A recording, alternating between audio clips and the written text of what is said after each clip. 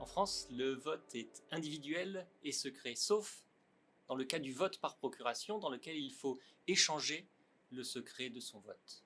Bonjour, je suis Baptiste Coulmont et je suis sociologue à l'université Paris 8. Alors, dans le vote par procuration, à qui donne-t-on? À un ami? À sa famille? Et surtout, qui participe au vote par procuration? Les ouvriers? Les cadres? Les jeunes? Les vieux? C'est ce qu'on va voir. Mon idée centrale, c'est que le vote par procuration est certes un contrat de confiance, mais que ce contrat de confiance cache un vote de classe.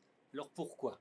Pourquoi étudier le vote par procuration? Eh bien parce qu'il concerne environ 20% des électeurs qui, au présidentiel, sont impliqués dans un vote par procuration. Alors c'est quelque chose de relativement important et qui peut avoir des conséquences sur le résultat électoral. Comment étudier le vote par procuration?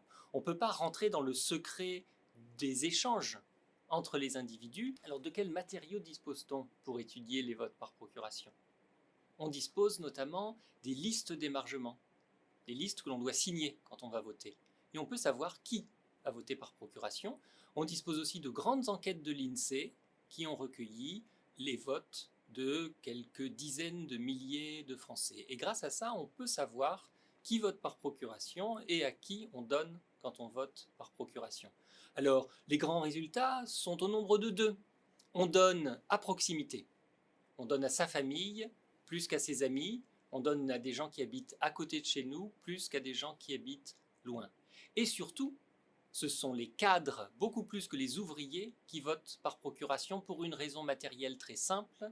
Les personnes qui votent par procuration sont celles qui ne peuvent pas être là le jour du vote et qui sont en vacances, qui sont en stage à l'étranger, qui sont dans leur résidence secondaire, et ça concerne plutôt les personnes qui ont de nombreuses ressources plutôt que les personnes qui en ont peu. Et donc le vote par procuration, ce contrat de confiance, dans nos démocraties, est une arme qui permet à des groupes situés au sommet de l'échelle sociale, comme les cadres, de voter beaucoup plus que les ouvriers.